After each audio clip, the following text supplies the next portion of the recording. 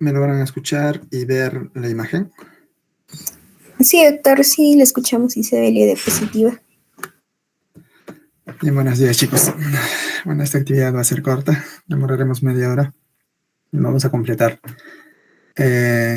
algunos grupos de fármacos antibióticos que habíamos previsto para la clase de esta semana, que son las quinolonas, las sulfas y el metronidazol, ¿no? O los nitroimidazoles, en su aspecto antibiótico. Porque creo que el año pasado lo habíamos visto como antiprotozoarios. Entonces, en relación a las quinolonas, es otro grupo importante de fármacos, que como ya el día de ayer en la parte introductoria habíamos visto que actúan a nivel de la síntesis de los ácidos nucleicos, ¿no? Entonces acá estábamos viendo una cadena de ADN, de una hebra de doble hélice, ¿no? Entonces, que muchas veces está así como vemos, está recombinado con otras hebras.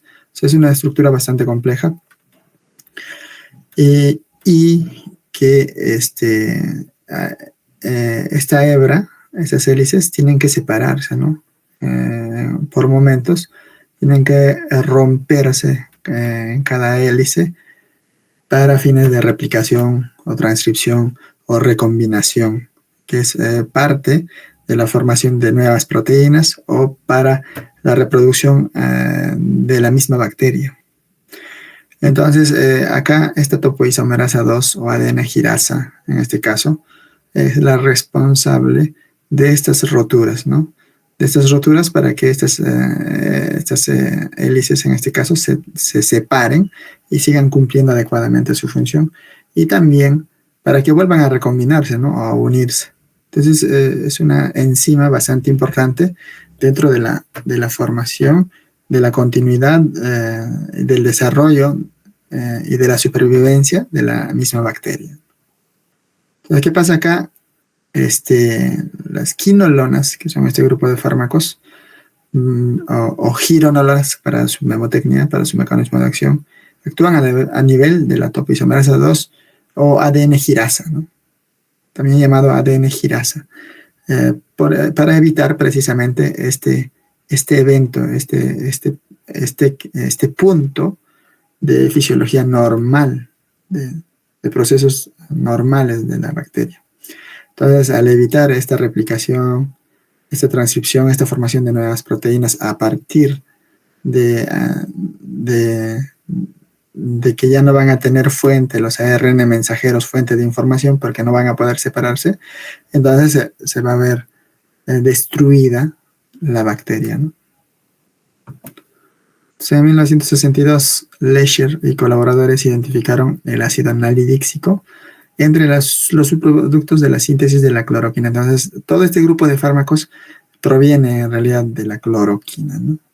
Entonces, por eso vamos a ver que incluso algunos efectos adversos coinciden con la cloroquina, que era utilizado para la malaria, ¿no? La hidroxicloroquina y algunos derivados incluso se han utilizado en el COVID, ¿no?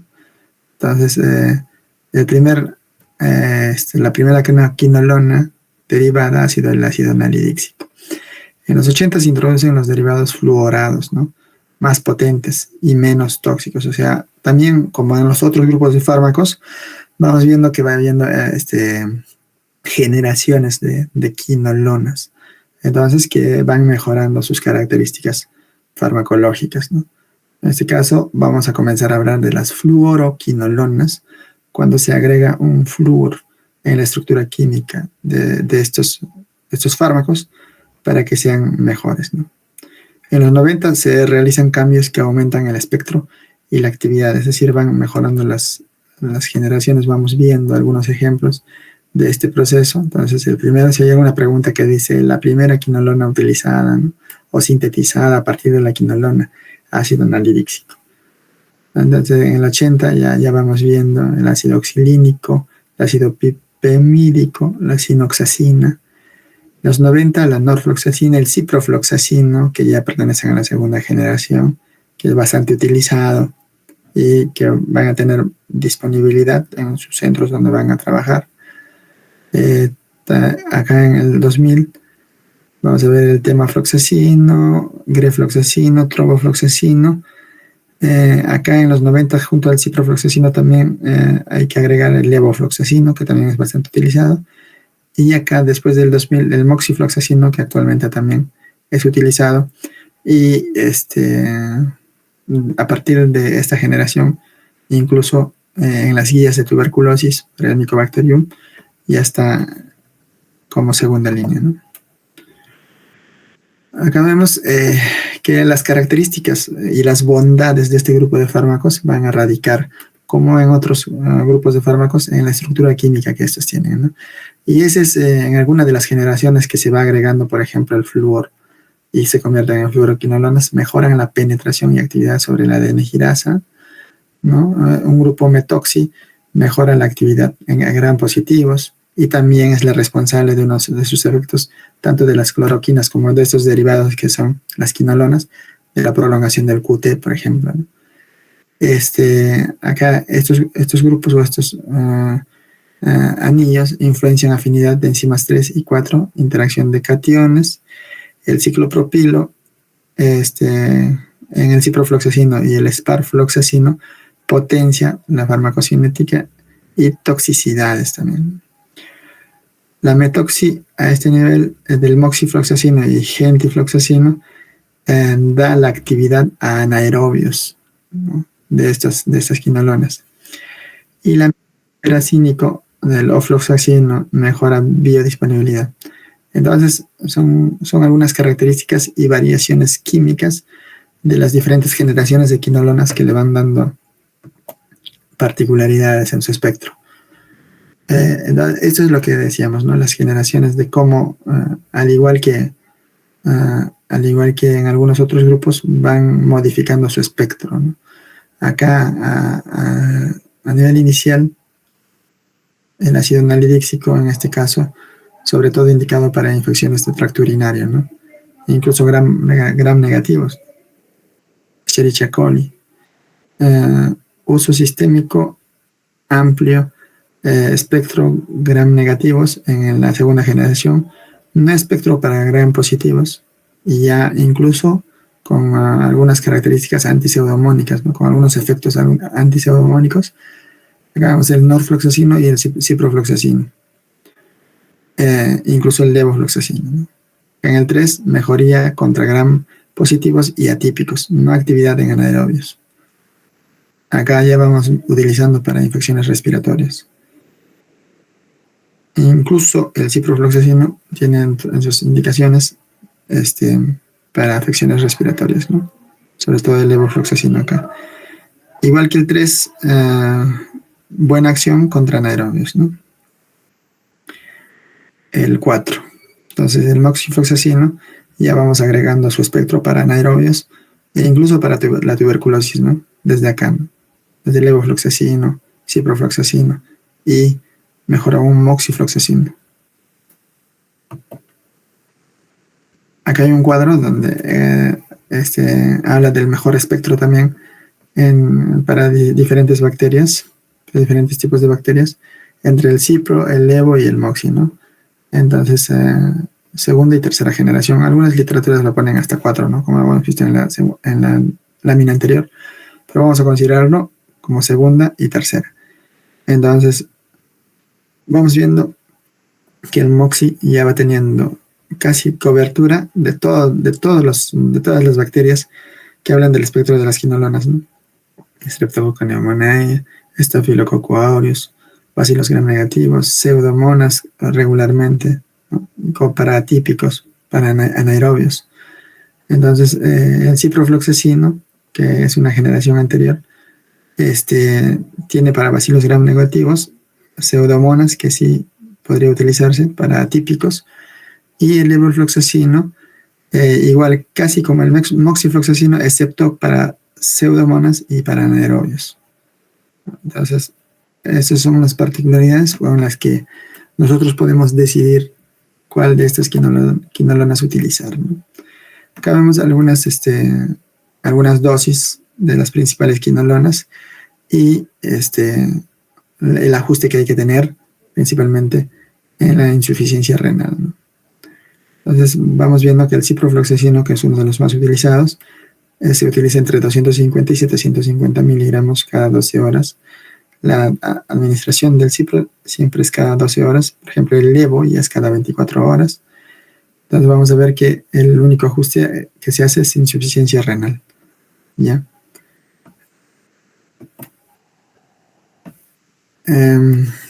Igual, se clasifica en generaciones como las cefalosporinas.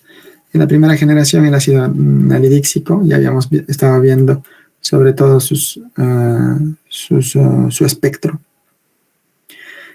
Bajas concentraciones en suero, baja distribución sistémica, utilidad, tratamiento de algunas afecciones urinarias. Entonces, el nalidíxico sobre todo vamos a relacionarlo con afecciones urinarias y que actualmente ya no se utilizan. Entonces, desde la segunda generación, el norfloxacino, el ciprofloxacino, se incorpora este flúor, ¿no? Entonces ya se va hablando de las fluoroquinolonas. Entonces hay mayor actividad sobre gram negativos, también la pseudomonas aeruginosa, ¿no? Mejor actividad sobre gram positivos también, no actúan sobre anaerobios y atípicos, como habíamos visto en esa tablita. Baja concentración plasmática, no se utiliza en infecciones sistémicas. Ya, pero ya podemos hablar sobre actividad antipseudomonas, ¿no? La tercera generación del levofloxacino, esperofloxacino, agregan mejor actividad frente a gram positivos, pseudomonas y patógenos atípicos. Altas concentraciones séricas, utilizable para infecciones sistémicas, ¿no? Esa es la diferencia de la generación anterior, ¿no? Que el levofloxacino ya podemos utilizarlo en afecciones sistémicas. Escasa actividad anaerobicida, pero ya ambos son antipseudomonas. Y el moxifloxacino, cuarta generación, mejoran actividad sobre anaerobios y tienen buena actividad sobre Mycobacterium tuberculosis. Les repito, en algunos esquemas de tratamiento de la TB, vamos a ver que incluso agregan, ¿no?, el levofloxacino y cipro. Pero, y para fines de examen, la generación ideal para agregar como una terapia antituberculosa, vamos a considerar la de cuarta generación, en este caso la moxifloxacino. Algunos efectos adversos que resaltan de este grupo de fármacos, la toxicidad articular, ¿no? La afectación a algunas estructuras colágenas, ¿no? Incluso estructuras óseas. Entonces vamos a ver que afecta a menores de 40 años. Esta toxicidad articular se detectaron ya con las primeras quinolonas no fluoradas. Afecta a las articulaciones que soportan el peso corporal. Aparece en los primeros días de tratamiento. Suele ser reversible. También a nivel tendinoso, ¿no? Afecta generalmente a mayores de 50 años, primordialmente al tendón de Aquiles. Entonces puede haber algún casito clínico de alguna afectación de tendón de Aquiles, paciente que es tratado con antibióticos, ¿no? Para más o menos relacionar el antibiótico que pueda tener este efecto adverso. Entonces estamos hablando de las quinolonas. Puede cursar con rotura de tendón, puede asociarse a todas las quinolonas. Entonces algunas precauciones, categoría de riesgo C. En menores de 18 años hay que tener precaución, sobre todo por esta degeneración que pueda causar en algunos tejidos, ¿no? Como los tendones, ¿no? En las articulaciones, incluso en tejido óseo, ya que en menores de 18 años las personas se encuentran en desarrollo, entonces habría que ver riesgo-beneficio. Pacientes de tercera edad, también los efectos adversos son más frecuentes, como la historia de convulsiones. Riesgo bajo, pero aumenta cuando se usan con ANs o teofilina, sobre todo el ciprofloxacino. Aumenta competencia del fluoroquinolonas con GABA en su receptor. También en la miastenia gravis aumenta la debilidad muscular. Entonces estas interacciones con algunos fármacos también hay que tenerlo en cuenta como para precaución. Vamos a ver las sulfas. Acá también la semana anterior, el día de ayer, habíamos visto en las generalidades de mecanismos de acción que uno de los grupos importantes era las sulfonamidas, ¿no? Entonces, en este caso, el sulfametoxazol, trimethoprim o cotrimoxazol, ¿no? ¿Por qué? Porque incluso podríamos tenerlo dentro del grupo, al igual que el grupo anterior, de fármacos que afectan la síntesis de los ácidos nucleicos, ¿no? ¿Por qué? Porque el ácido fólico o los folatos en este caso son indispensables para la formación del ADN. Entonces, en esta formación de los folatos del ácido fólico hay dos etapas importantes, ¿no? A partir del ácido P-aminobenzoico o, en este caso, también del ácido dihidrofólico, ¿no? Y el ácido tetrahidrofólico, o sea, son precursores de estas purinas o folatos que forman el ADN. Entonces, esos precursores van convirtiéndose en cada uno gracias también a enzimas, ¿no? En este caso, el ácido P-aminobenzoico se convierte en ácido dihidrofólico gracias a la enzima dihidropteroato sintetasa. Y el ácido dihidrofólico se convierte en ácido tetrahidrofólico y es una forma activa gracias a la enzima dihidrofolato reductasa. Entonces, acá la acción del fármaco es que inhibe estas enzimas que son importantes en la formación de estas purinas, ¿no? Entonces, la primera enzima, dihidropteroato sintetasa, va a ser inhibida por las sulfonamidas que compiten con el PABA, ¿ya?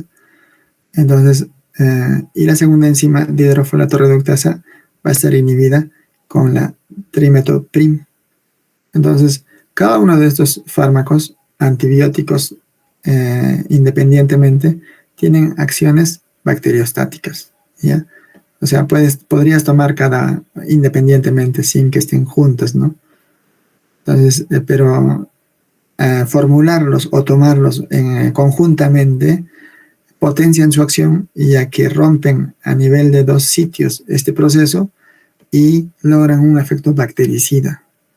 Entonces, este grupo de fármacos son bactericidas. Y este es un mecanismo de acción. Por eso es que se toma de manera conjunta, ¿ya? En una relación de 5-1, ¿no? Entonces, en realidad hay varios, ¿no? Pero la que nos importa y para fines de examen va a ser el sulfametoxazol más trimetoprima, ¿no? O también llamado cotrimoxazol. Importante aprenderse sus presentaciones. En este caso, la relación es 1-5, ¿no? O una de la trimetoprim y 5 veces su dosis del sulfametoxazol. Entonces, 8 por 5 sería 400, ¿no? Entonces, 80 miligramos y 400 miligramos. También hay otra presentación de 160 miligramos de trimetoprim y 800 miligramos de sulfametoxazol, en dependencia de las edades y de las dosis que hay que administrar, ¿no? También hay presentaciones en jarabes y en inyectables. Entonces, este es el que nos va a interesar, que tiene una acción intermedia de 12 a 18 horas. Entonces, su espectro antimicrobiano, cotrimoxazol, son de un espectro amplio, ¿no? Son de mayor espectro por este efecto bactericida que tienen y de su acción en los ácidos nucleicos. Se puede utilizar en neumonía por neumocitis girovesi, en infecciones sistémicas por salmonella, en afecciones de las vías urinarias, en todas las cepas de estafilococcus, incluso en el MERS, ¿no?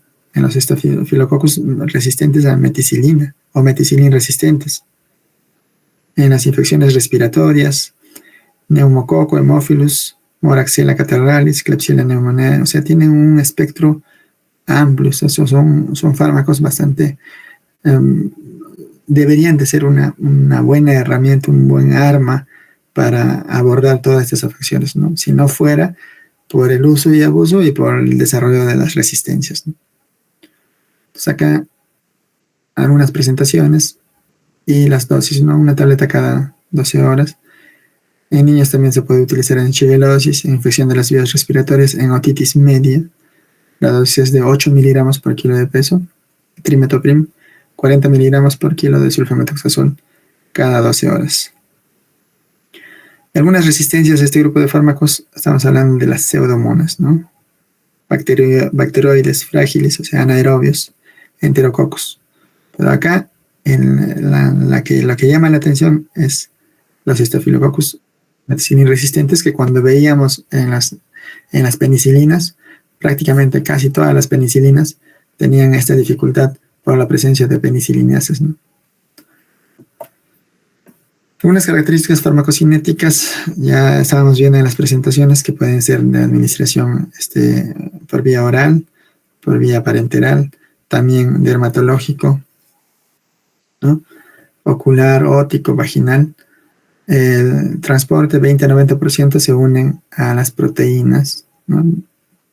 Hay una gran variabilidad en esta unión a proteínas. Distribución: se puede distribuir, cruzar la barrera hematoencefálica, también tiene una buena distribución en el líquido cefalorraquídeo, y también puede cruzar la barrera placentaria. En el metabolismo es hepático, la excreción es renal, hay que ajustar dosis en insuficiencia renal, también se excreta por bilis y heces, también por la leche materna. Algunas indicaciones terapéuticas de algunos sulfamidas en toxoplasmosis y malaria: la sulfadiazina, aspiremetamina. La sulfasalacina, estamos viendo que se puede utilizar en la colitis ulcerosa, en la enfermedad de Crohn, también en la fiebre reumática, ¿no? Para profilaxis y tratamiento. Se repite la categoría de riesgo en el embarazo, es en categoría de riesgo C. Entonces hay que tener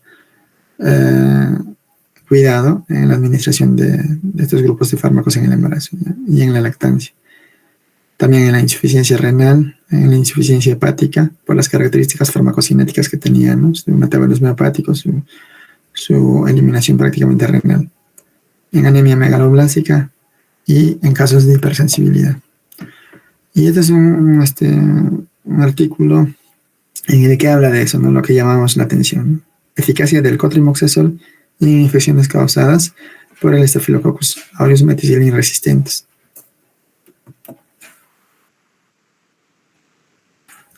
Entonces, para terminar, ¿están ahí, chicos? Sí, doctor. Ajá.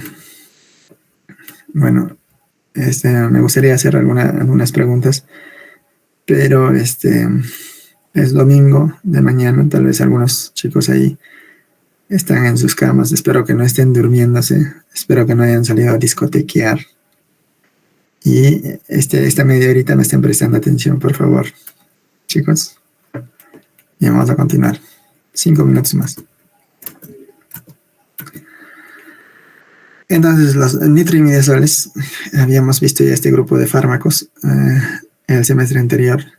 Son antibacterianos sintéticos con actividad inicialmente o solamente antiparasitaria, como antiprotozoario, que se obtuvieron de la azomicina, ¿no? De los que a partir de su uso clínico en 1959 se descubrieron propiedades bactericidas ligadas a microorganismos anaerobios. Entonces, acá vamos viendo en cada grupo algunas particularidades, ¿no? En la que nos encontramos con algún riesgo de una infección y ya vamos pensando en uno u otro fármaco, ¿no? Entonces, en las quinolonas habíamos dicho incluso que antipseudomona o una buena alternativa, ¿no? En las sulfonamidas, de los MERS, mira, el cotrimoxazol podríamos tomarlo como una alternativa en las MERS, ¿no? Y acá, en los nitroimidazoles, vamos viendo una particularidad, o sea, como que un ancla, ¿no? Que nos va a decir, anaerobios, nitroimidazoles. Entonces, si ustedes van a hacer su internado, van a ver que en algunas afecciones, estábamos comentando ayer, ¿no? En las cefalosporinas, que hay una cefalosporina de primera generación, la cefazolina, que se utilizaba como profilaxis antibiótica en pacientes quirúrgicos, ¿no? 1 gramo, ¿no? 6 horas antes de la cirugía. o 1 o 2 horas antes de la cirugía incluso. Entonces acá hay cirugías, por ejemplo, en los que estas profilaxis antibióticas o antibacterianas puede diferir por el sitio de cirugía, ¿no? El sitio quirúrgico. Y cuando ya se manipulan estructuras, por ejemplo, colónicas, ¿no?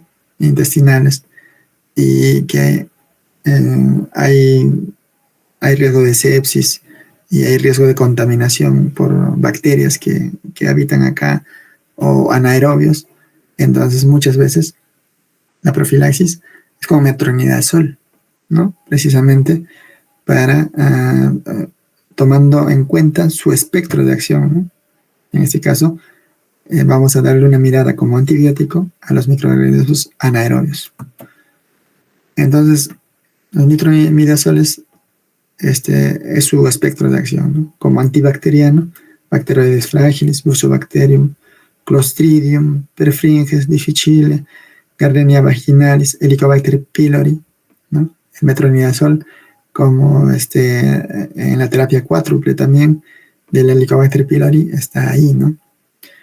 En los protozoos, ya lo hemos visto esto, ¿no? El semestre anterior, el termo histolítica, la Giardia, Trichomonas vaginalis. Entonces, este es su espectro. Entonces, como antibiótico, es importante que se aprenda en el espectro de acción, enfatizando en los anaerobios.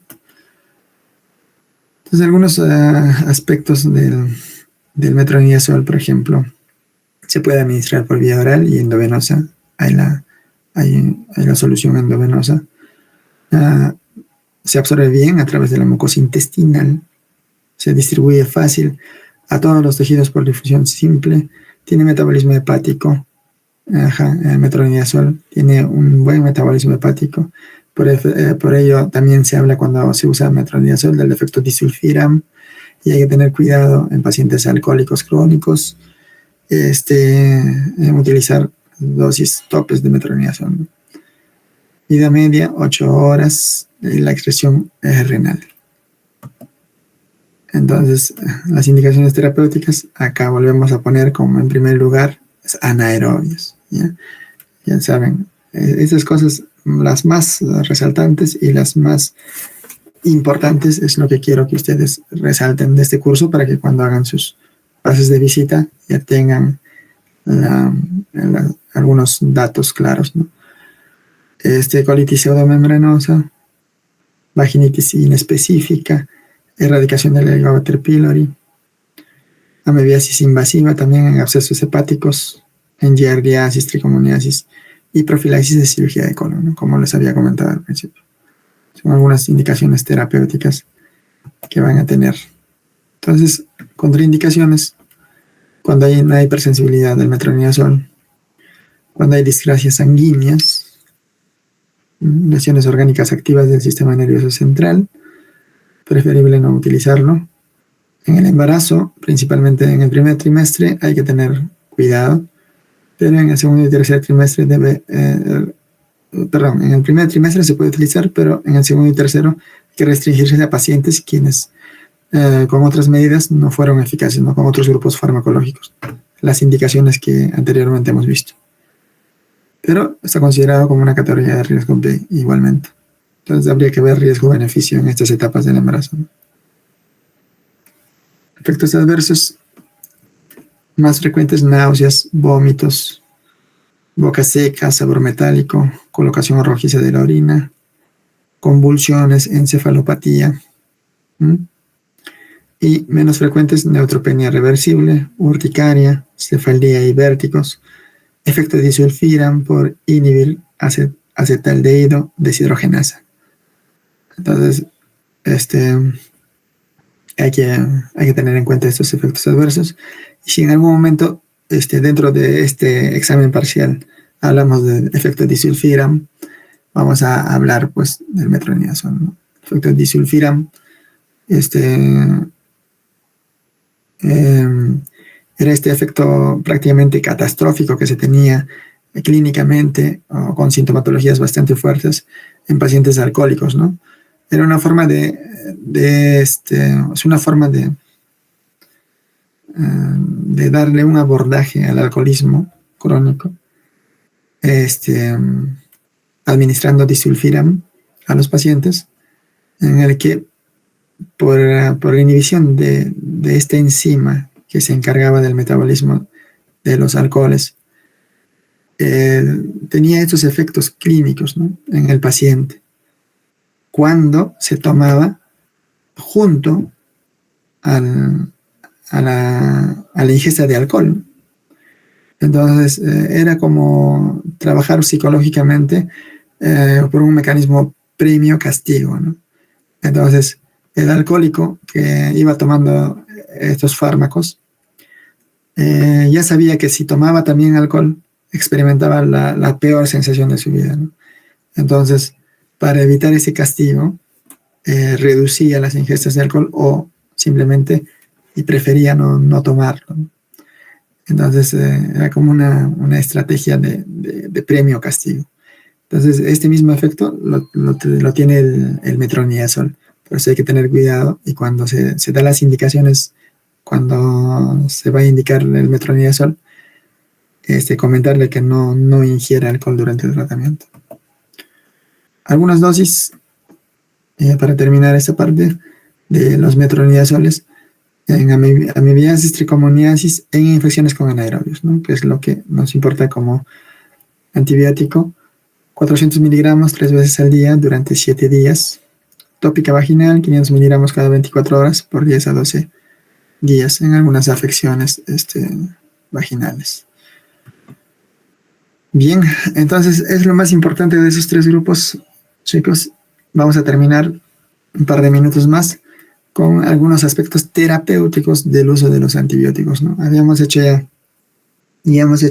la parte introductoria, que son los antibióticos. Hay que recorrer un poquito de microbiología para ver las clases principales de bacterias que hay en cada uno de los grupos, ya sea aerobios, anaerobios, ya sea facultativos, ya sea bacterias gram positivas, gram negativas. Entonces, para familiarizarnos o volver a recordar el uso de los espectros de los antibióticos. Hemos visto las principales resistencias que hay, hemos visto las penicilinas, las generaciones de penicilinas que hay, desde los espectros reducidos hasta los de amplio espectro. Hemos visto las cefalosporinas, ¿no? Hemos visto los monobactámicos, los carbapenems, los mecanismos de acción, las resistencias a las que están sometidas. Hemos visto que actualmente existe lo que es los antibiogramas para hacer estudios de resistencia o sensibilidad de las bacterias aisladas, quizás a través de cultivos, para determinar qué grado de resistencia hay, cuáles son las penicilinasas que están en esta bacteria, y utilizar los fármacos que corresponden, no directamente irnos a los AMC o a las de tercera generación o a las de cuarta generación, que estos solo van a hacer más resistencia, ¿no? Van a generar más resistencia. Y ahora hemos visto las quinolonas, un grupo muy, muy interesante de fármacos de amplio espectro. Hemos visto las sulfas y hemos visto también los nitroimidazoles, ¿no?, con sus fármacos más representativos y su espectro de acción. Entonces vamos a terminar con una parte terapéutica en el que debemos tener consideraciones en el uso de los antibióticos, para hacer un uso racional, para empezar, porque las principales causas de uso irracional que hemos hecho esta clase son mal uso de antibióticos, uso y abuso de antibióticos. Entonces, cuando se piense utilizar un antibiótico, hay que hacernos las 9 preguntas, ¿no? Las 9 W en inglés. ¿Por qué? Espere, qué, quién, dónde, cuál, qué vía, cuándo, cuidado, ¿no? Porque realmente existe un proceso infeccioso bacteriano que requiere antibióticos. Muchas veces no existe, y hablamos del por si acaso, o hacemos caso al paciente cuando nos dice, deme algo fuerte ya, ¿no?, porque mañana tengo que trabajar. Espere, ¿es posible tomar muestras para cultivos y exámenes diagnósticos antes de iniciar los antibióticos?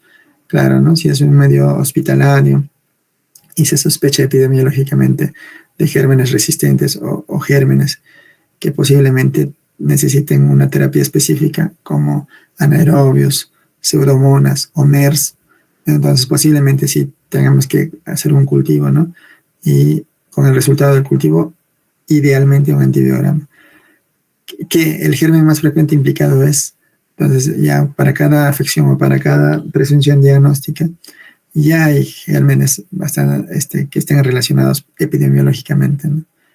Como cuando hablábamos de la neumonía adquirida en la comunidad, ¿no? El estreptococo. Las características individuales del paciente son, entonces, hemos visto que algunos antibióticos hay que reducir la parte por la función renal, por la función hepática. Hay comorbilidades que ya nos hacen pensar en utilizar antibióticos de mayor espectro, ¿no? Como la diabetes mellitus, por ejemplo, que hemos visto en un casito clínico, o sea, en la clase anterior. Llegará y actuará el antibiótico al tejido comprometido por infecciones. En cada uno de los grupos de antibióticos que hemos visto, hemos comentado la distribución que tienen cada uno de esos antibióticos y las resistencias, ¿no?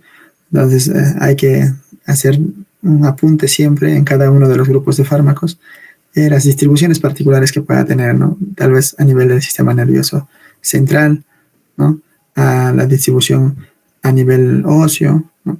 La distribución a nivel de próstata, a nivel de ojos, o incluso algunas distribuciones que puedan limitarnos el uso, por ejemplo, a nivel, en el caso de antibióticos en gestantes y en lactantes, ¿no? ¿Cuál es el antibiótico más indicado de acuerdo a la epidemiología y la resistencia local? Claro, hay que estar eso lleva a que si habría responsabilidad epidemiológica en cada uno de los hospitales, esto debe ser bastante dinámico, ¿no? Y bastante frecuente, siquiera año tras año debería de hacerse estudios, ¿no? De epidemiología y resistencia local, porque nos basamos a literaturas incluso internacionales cuando queremos referirnos a resistencias, pero no hay estudios locales. Entonces, hay una tarea para ustedes, ¿no? Futuros médicos. ¿Cuál será la vía de administración más adecuada? Entonces, esto también, ¿no? Como decíamos, no siempre las vías parenterales o las vías endovenosas son las más adecuadas, depende de la condición del paciente. ¿Cuál es el intervalo de dosificación, administración y duración del tratamiento? Hay que conocer la farmacocinética del medicamento o del antibiótico. Habíamos dicho que hay fármacos que dependen del tiempo y fármacos que dependen de su concentración. Y les había comentado, o sea, casi es un horror, ¿no? Que ver una receta tal vez penicilina benzatínica, o sea, 2.4 millones de unidades cada 24 horas por 7 días. O sea, cuando hemos dicho que es un fármaco de depósito, ¿no?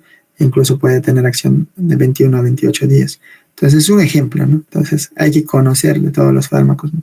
Sus tiempos de vida media, sus tiempos de eliminación, su efecto post-antibiótico. El efecto post-antibiótico es un concepto que tienen que, por favor, revisarlo también, porque es candidato también para examen, ¿ya? Se están teniendo en cuenta posibles eventos adversos e interacciones medicamentosas. Cuando se habla de antibióticos, ya estamos viendo. Desde el principio hemos dividido antibióticos bacteriostáticos, bactericidas. Estamos definiendo que no hay que usar ambos grupos de fármacos porque hay relaciones de sinergismo, de antagonismo, de potenciación que van a ocurrir también en la interacción entre mismos antibióticos. Entonces eso hay que tenerlo en cuenta. Estudienlo, memorícense los fármacos que son bacteriostáticos y bactericidas.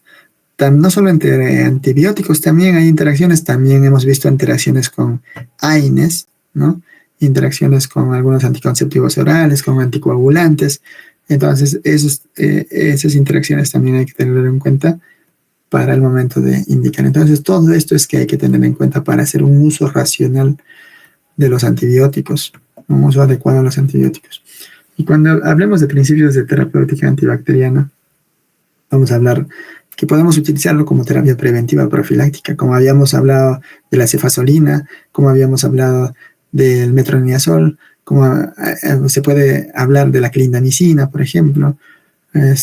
Hay hay usos que pueden ser preventivos. O sea, no entra dentro de un mal uso o uso irracional, porque sí se está dando correlación con la epidemiología de posibilidades de infecciones y evitarlo con una profilaxis, que generalmente son dosis únicas, no es un uso inadecuado de antibióticos. Terapia anticipada o preemptive, el ejemplo clásico, ¿no? En bacteriuria asintomática, no se da tratamiento, ¿no? Pero en el embarazo sí, ¿no? Se puede utilizar nitrofurantoína, por ejemplo, ¿no? En terapia empírica, en meningitis bacterianas, en el paciente pediátrico. Claro, si es una meningitis bacteriana, quizás ya hay que usar cefalosporinas, ¿no? Porque epidemiológicamente pasa el tiempo y ya tengo que tener una primera terapia empírica, ¿no? El germen causal más frecuente es y voy a utilizar este fármaco. Terapia conocida o definitiva como patógeno conocido. Entonces, esto ya es otro tipo de terapia, ¿no? Es una terapia definitiva. Incluso puede ser después de que hayamos utilizado una terapia anticipada o incluso empírica, va a haber un momento en el que no hay respuesta a la infección y quizás ya tengamos resultados de un antibiograma y ya vamos a este resultado ya se va a denominar terapia definitiva con patógeno no conocido. Hay terapias supresivas, ¿no? Como en la profilaxis secundaria de la TB, ¿no? Entonces, son conceptos que hay que aprenderse también y sobre todo en el examen puede venir un ejemplo, ¿no? O sea, un ejemplo de un tratamiento y decir la terapia administrada, la terapia antibiótica administrada se trata de una terapia preventiva, de una terapia anticipada, de una terapia empírica, de una terapia definitiva, supresiva. Entonces, se puede poner un ejemplo, ¿no? de cada uno de estos. Claves para el uso racional de antibióticos. Fiebre no indica necesariamente necesidad de antibióticos. Hay procesos virales que sí pueden causar fiebre. Diagnóstico clínico, sospecha microbiológica, antibiograma o epidemiología local. Entonces hay que tener ya una presunción clínica, ¿no? Luego del antibiograma, elegir antibiótico con mejor espectro, más cómodo para dosificar, si es posible vía oral. O sea, hay que agotar la vía oral antes que la parenteral u otras vías, siempre y cuando haya las posibilidades, ¿no? Incluso que sea más económico, ¿no? Entonces, evitar 2 o más antibióticos con el mismo mecanismo de acción, ¿no? Como por el antagonismo competitivo. Reducir el empleo de antibióticos contra Pseudomonas aeruginosa cuando es poco probable la infección, ¿ya? Entonces, la infección va a ser probable en neumonías nosocomiales, en pacientes con fibrosis quística o VIH, ¿no es cierto? Entonces, eso hay que tenerlo en cuenta, ¿no? En infecciones graves debe utilizarse antibióticos bactericidas. Esto lo comentábamos cuando hablábamos de bacteriostáticos y bactericidas. Si no hay efecto clínico después de 3 a 7 días según la infección, debe considerarse falla terapéutica. Entonces, ya en una semana debe haber mejora clínica. Entonces, la falla terapéutica, ¿por qué podría ser? Han elegido mal el antibiótico, están poniendo una dosis inadecuada, hay limitada penetración, tal vez hay colecciones, abscesos mal drenados. O sea, ahí no está entrando el antibiótico y hay procedimientos quirúrgicos que se deben indicar, ¿no? Alteraciones del sistema inmune, claro, como en VIH. Dispositivos biomédicos infectados, puede haber un catéter, un marcapasos, una prótesis que se ha infectado. Entonces hay que ver todos estos aspectos, ¿no? No solo se trata de cambiar el antibiótico, sino agotar, tal vez mejorar la dosis, ¿no? Tal vez drenar los abscesos que hay, mejorar, hacer recambio de catéter, etcétera, etcétera, ¿no? Claves para el uso racional: limitar tratamientos excesivamente prolongados tras la curación clínica de la infección. Así van a evitar resistencia, toxicidad, reacciones adversas. Si la infección está en fase de control y el paciente tolera la vía oral, se debe suspender los medicamentos parenterales y reemplazarse los antibióticos orales, que son igual de efectivos. Entre la vía parenteral y la y la vía oral, la diferencia son los tiempos de latencia, la biodisponibilidad que puede haber, el efecto del primer paso, pero obviamente teniendo en cuenta esos aspectos es que varían las dosificaciones. Entonces hay que cambiar o utilizar en lo posible la vía oral. Entonces, si usted está en el consultorio, en una clínica, y viene un paciente y dice, no, yo quiero ya algo ya fuerte, algo, o sea, confunden algo más efectivo que por la vía, ¿no? No siempre es así. No siempre la vía de la administración determina la efectividad del fármaco, ¿no? Planes para el uso racional de medicamentos, características individuales del paciente, el uso del antibiótico de amplio espectro en los 3 meses previos es un factor de riesgo importante para la resistencia bacteriana. ¿Ya? Siempre mantener en cuenta la función renal y hepática, a ver que hay que hacer ajustes. En pacientes polimedicados debe tenerse en cuenta las interacciones medicamentosas que pueden favorecer la toxicidad o limitar la acción de los antibióticos. De esto también hemos visto varios ejemplos. Entonces, chicos, ¿cómo estamos? ¿Siguen ahí? Sí, doctor. ¿Algún comentario? ¿Alguna pregunta?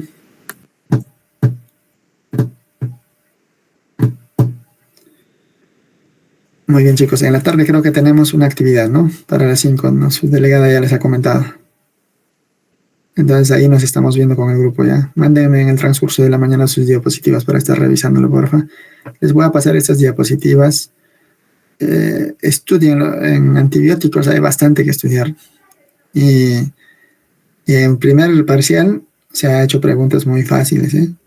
Estudien. En cada clase estoy diciendo, mira, este es candidato de pregunta, porque ya lo he preguntado en años anteriores. Entonces, cada vez que comento eso, siempre hagan un apunte y enfaticen en eso. Por ejemplo, ahorita en la última diapositivas hablábamos de uso de antiseudomonas, ¿no? No hay que hacer un excesivo uso de antiseudomonas, menos si es empírico, ¿no? Hay que tomar factores de riesgo, por ejemplo, ¿no? Pacientes hospitalizados, ¿no? Casi siempre en afecciones intrahospitalarias, o en pacientes con fibrosis quística, en pacientes con inmunodepresión, con VIH, por ejemplo. Eso fue una pregunta de un examen, ¿no? En años anteriores. Entonces, factores de riesgo para pensar en una terapia antipseudomona. Entonces, eso para escribirlo. Entonces, cositas, estudien las diapositivas, chicos, ¿ya? En cada uno de los casos. Bueno, nos vemos más rato. Desayunen o sigan durmiendo. Chao. Goodbye. See you soon. Muchas gracias, doctor.